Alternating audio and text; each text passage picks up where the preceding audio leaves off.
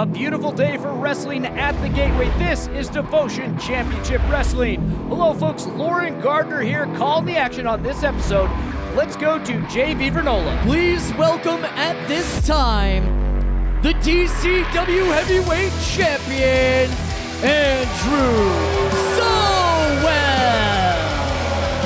This is the first time the champion is addressing the devoted faithful. It's the first time we've seen him on camera since he was able to upset both the champion in Josh Glade and the former champion in William Cutting in that vicious repeat triple threat match for the heavyweight championship. Andrew Sowell has been following him on the social media, done so well as we just saw on the graphic. He has been taking that championship everywhere, letting everyone know who the champ is. You, sir, in the green. I'm sorry, you have a stupid white shirt on and a green sign. You are canceled. Oh, we've got our own cancel police here tonight. You can't cancel the DCW Heavyweight Champion. No, he's not wrong about that, but the devoted faithful letting him know that they don't consider him to be their champ. For 4 years, I chanted, "Not my president," and it didn't count, just like your chants don't count. You don't have to respect the man, but you do have to respect the title. You see, I am the deserving heavyweight champion, and you dum-dums know it. We've had champions that worship ice cream and lemons. And excuse me while I whip. Wait, what in the world is he whipping out? And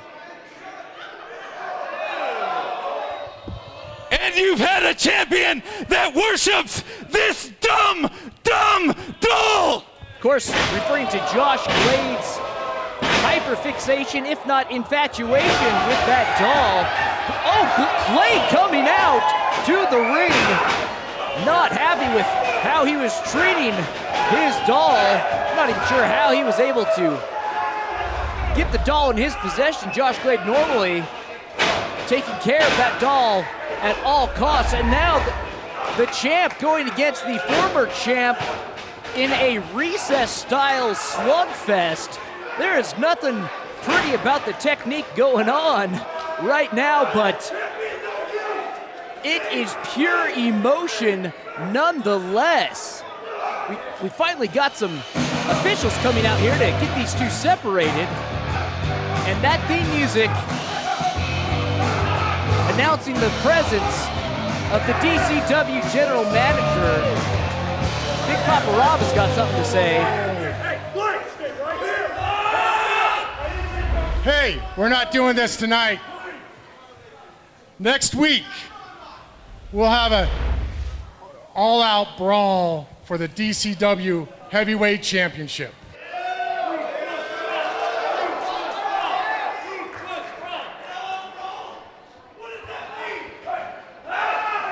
Sowell not understanding Anything goes. the stipulation, and he gets told by the sheriff himself. Folks, tonight we have a championship match for the tag team title as newcomers, the Southeast SWAT team, take on the reigning champs, the Idaho Wrecking Crew. Having successfully defended his championship twice in the 8 weeks of his reign, Cleo Wolf is planning an open challenge. But first, Brett Buffshay is waiting backstage. Lucas! Mr. Lucas! Now, you and your buddies think you're all cool. The Butcher Shot, the Butcher Blade, whatever you guys want to call yourselves. You guys think you guys can do whatever you want. Attacking Manny Smith, my friend, Manny Smith. You got me heated, Mr. Lucas. But I gotta say, you do got some good chest. You do got some good shoulders. Hell, you are pretty buff. So next week, it's Brett Buffshay and Mr. Lucas. It's the battle of the buffness. Woo! And next week, I will show you who is really buff.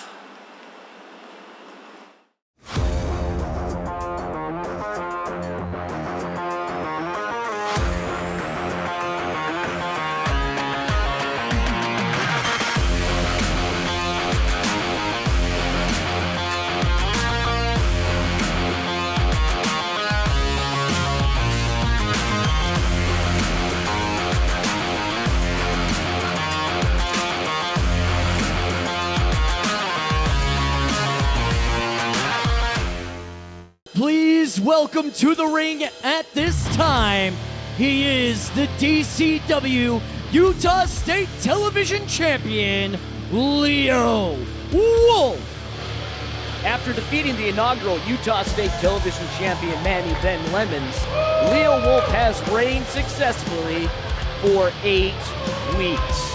You'll notice tonight, he is sans Psycho. I talked with Psycho just the other day. Apparently Psycho is out on a scouting tour, both checking out competition and possible recruits to be under his tutelage. Leo Wolf has proved to be a formidable foe, albeit winning against Tom Chad most recently under not so honorable circumstances. Man, doesn't this look sweet on my shoulder?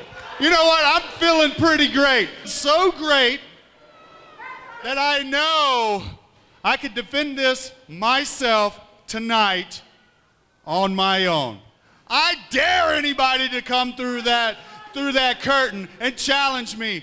I state an open challenge for this TV title for the first person that walks out. We know that music, and we know this man sporting a very classic logo.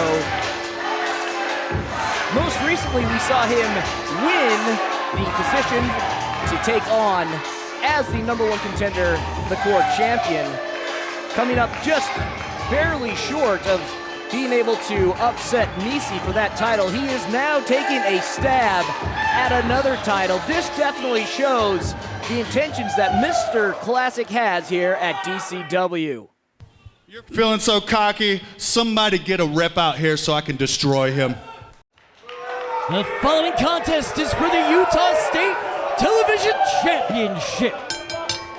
Ref Ian has called for the bell, and this match for the Utah State title is underway. A great go-behind waistlock by Mr. Classic. Wolf, however, using his size and strength advantage to shed the challenger. Classic taking it on the chin, as it were, pops back up, assesses his situation, and is ready to go at it again. Classic, one of the most athletic men on the roster, a former soccer player, no doubt full of stamina, but is the stamina advantage he might have over Wolf going to be enough to fell the TV champion? And it's moves and speed like that that has won Classic over, with the devoted faithful going for a big lariat across the collarbone, evades a right hook and delivers a tiger knee to the jaw of the champ. Classic now looking to come in on top, but it's Wolf who anticipates the move into a fireman carry, escapes, and delivers the most classic dropkick in professional wrestling.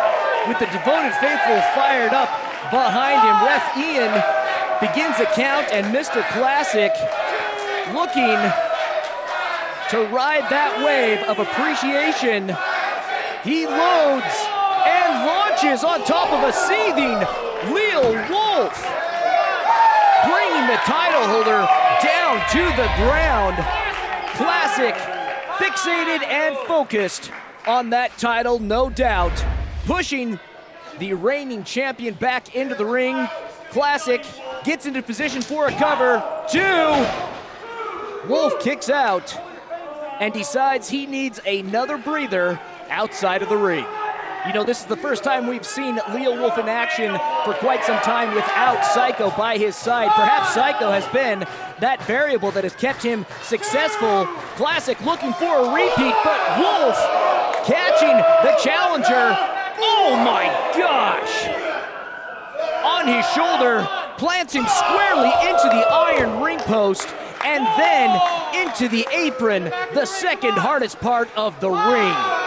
Ref Ian doing his best to get the competitors back in the ring to a 5 count.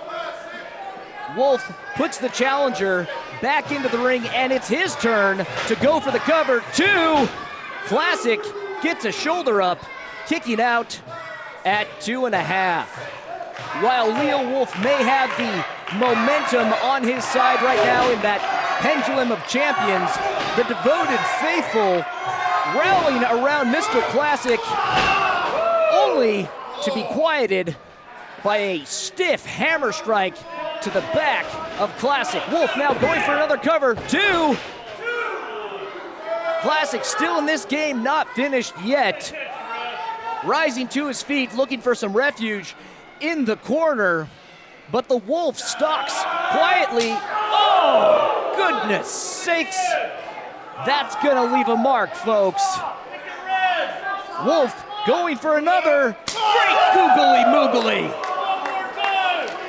Oh my goodness, folks. That is hard to watch, let alone hear. Oh, a third open-handed chop right to the heart of Mr. Classic. The champion throws the challenger into the corner. Now looking for another open-handed chop, but this time it's Classic who is able to deal that shot straight to the heart.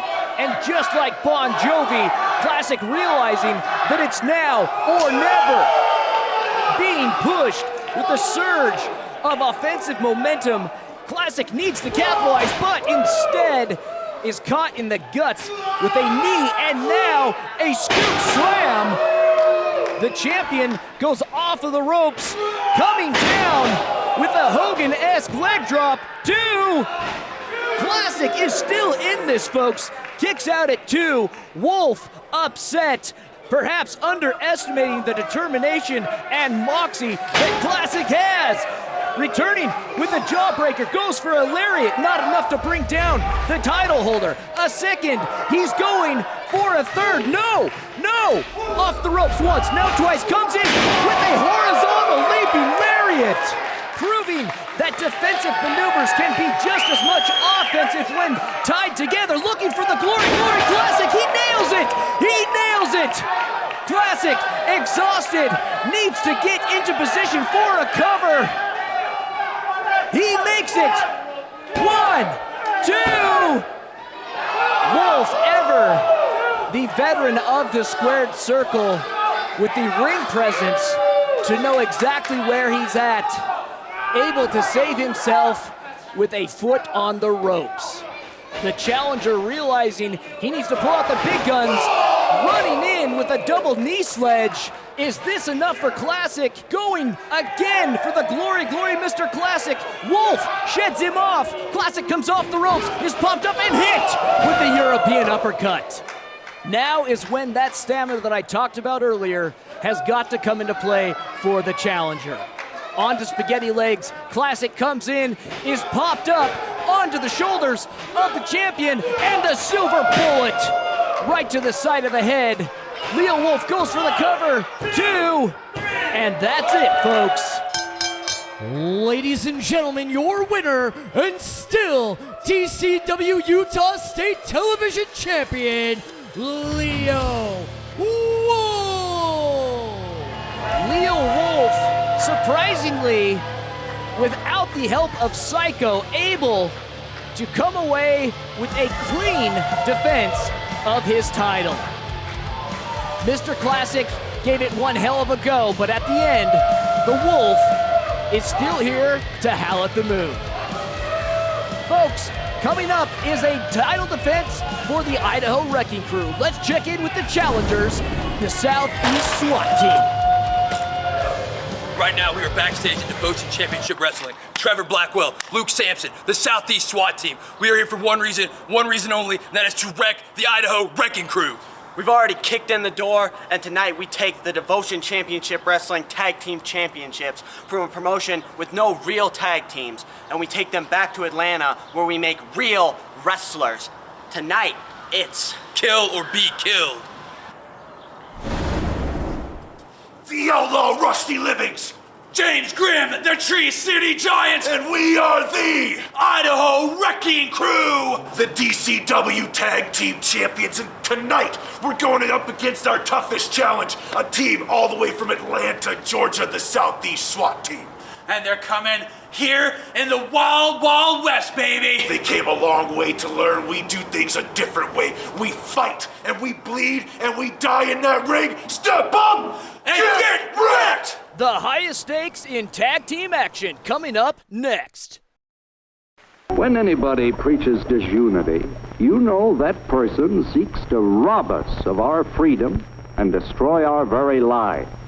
America is many things to many people.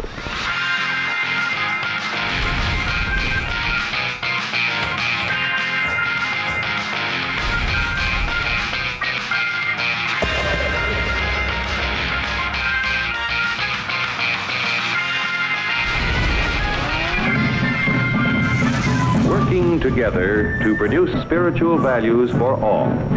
That is the secret of American prosperity.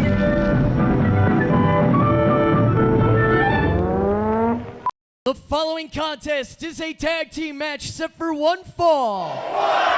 And is for the DCW Tag Team Championships. Introducing first the challengers. From Stone Mountain, Georgia, at a total combined weight of 480 pounds, Luke Sampson, Trevor Blackwell, the Southeast SWAT Team. This tag team coming to us from the state that has produced more high-talent professional wrestlers than any other in the Republic. They've got some big Georgian shoes to fill, and I have a feeling that they will do just fine. A couple of brawlers making a long trip to Salt Lake City, seeing that there is potential here, but they feel that the tag team division is lacking. We'll see how they fare against the reigning champions. And their opponents, at a total combined weight of 460 pounds, the Outlaw Rusty Livings, the Tree City Giant James Grimm, the Idaho Wrecking Crew. Since coming onto the scene at DCW this year, James Grimm and Rusty Livings have been a fan favorite. And for good reason. They bring hard-hitting, packed with fun and crowd interaction, just what you want in a couple of professional wrestlers. Luke Sampson perhaps not realizing what darlings the Idaho Wrecking Crew are in the eyes of the devoted faithful. But having defended and reigned for 2 months, the Idaho Wrecking Crew have proven themselves not only as fan favorites, but also as formidable and honorable champions. Working mostly out of Boise, Idaho with our friends at Wrestle Club, we'd like to think that they have made a home here at DCW in Salt Lake City as well. Our referee for this bout, Chris Harmon, one of the best in the business, and we too are very lucky to have him here with us. Oh, okay, well, you only get one chance for a first impression, and the Southeast SWAT team have chosen this route. We'll see if it pays off for them in the long game. And while the Southeast SWAT team continued their onslaught in this preamble, our official trying to secure the safety of the titles and reign some sort of normalcy into the beginnings of this match so that we can even start. Yeah, the match hasn't even started as Harmon is telling the devoted faithful a sky-high vertical suplex, and now showing off their tag team continuity before the bell even rings with a scoop slam combo. When something like this happens, it is the referee's discretion to make the assessment as to whether or not the bout can even begin. He's checking And we're getting the verbal confirmation from the Outlaw that I believe he does want to continue and defend the titles. That's official, folks. This match is underway. Blackwell rushing in with a forearm to the throat of the Outlaw. Sets up and nails a cross-arm neckbreaker, looking to finish things too. A great bridge to get out there from the Outlaw, but Blackwell not finished. Relentless, the youngest competitor in this bout. He's full of vinegar, among other things. Tag into the veteran Luke Sampson. Sampson now shoulder sledding the Outlaw into the corner. Still no sign of the Tree City Giant outside the ring. He must still be below the apron, recuperating from that savage beating that Sampson put on before the match start. Tag is made to Luke Sampson. Sampson, a former heavyweight champion for Georgia Premier Wrestling. In the locker room, he is known as the BFD. I'll let you infer what that initialism is for. The Outlaw able to get a shot in, back and forth, trying to create some space as he's been double-teamed in the corner.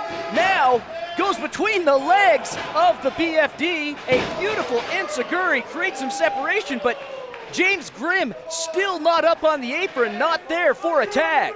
With Sampson in the corner, the Outlaw has him in his sights. Oh, but Blackwell moves Sampson out of the way. Livings, who is now hung up on the ropes, is taken into a standing crossbody cradle, now into a black hole slam. 1, 2.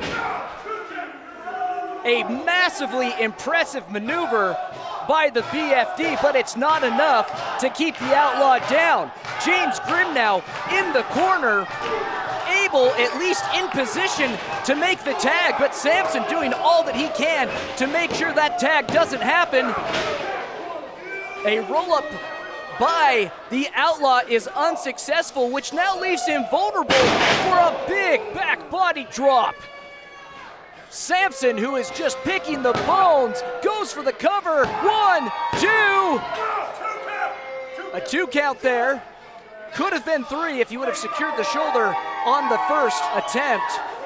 I tell you what, folks, we are so grateful to have Chris Harmon here as our official, hands down the Wasatch Front's best referee.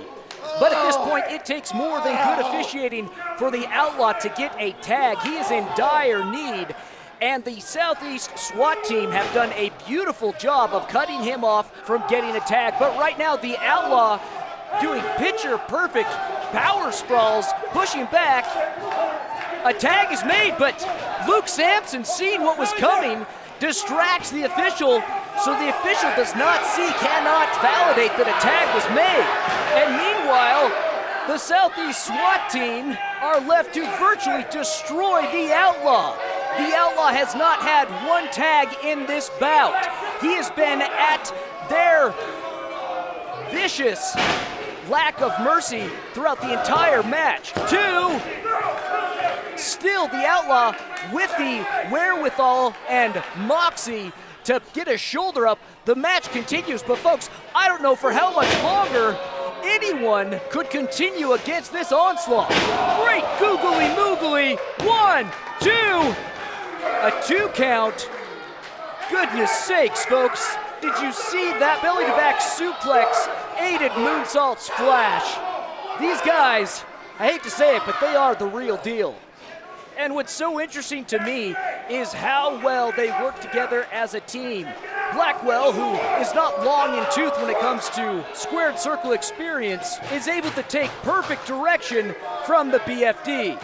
And right now the direction seems to be another vertical suplex, but the Outlaw able to evade and get a tag. And now the 300-pound Tree City Giant rushes in, clear-cutting the opponents like he had a contract with the BLM. He is fired up, folks. He is feeling it, but he needs to direct that towards the Southeast SWAT team. With Blackwell in his sights, he scoops and slams, goes for the cover. 1, 2. Blackwell kicks out. A tag is made to the Outlaw.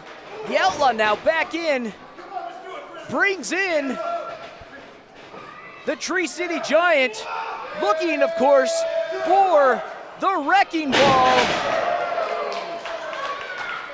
Goes for the cover. 2.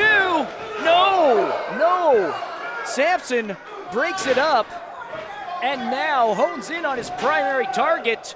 Oh no. A vicious, gut-wrench power bomb, the likes of his fellow Georgian Arn Anderson. Additionally, a page out of Arn's book, always having the outside man in mind. But this time, it does not work out to his benefit as James Grimm puts him down. But now, the legal man Blackwell puts Grimm down with an inverted bulldog. Remember, folks, the legal competitors in this bout, right there, with a great step-out backbreaker, Rusty Livings and Trevor Blackwell. Sampson comes in to give Blackwell some backup, looking for another gut-wrench powerbomb, but this time reversed into a sunset flip. The Outlaw makes the tag. In comes Grimm. They're looking to get wrecked with the double underhook. Oh no! Hit from behind by Sampson, I believe, with the championship. Now into an inside cradle. And that's it, folks. Ladies and gentlemen, your winners and new DCW Tag Team Champions, the Southeast SWAT Team. They may not have done it in the most reputable of ways, but you have to stand up and take notice of your new tag team champions, the Southeast SWAT Team. As we saw at the top of the show, folks, next week, Andrew Sowell will defend the DCW Heavyweight Championship against former champion Josh Glade. Ladies and gentlemen, I'm Lauren Gardner, the Cicerone. Thanks for choosing to spend your time with us here at Devotion Championship Wrestling. And just like the new tag team champs, we too are out of here. Until next time, stay devoted. Now I will kill you.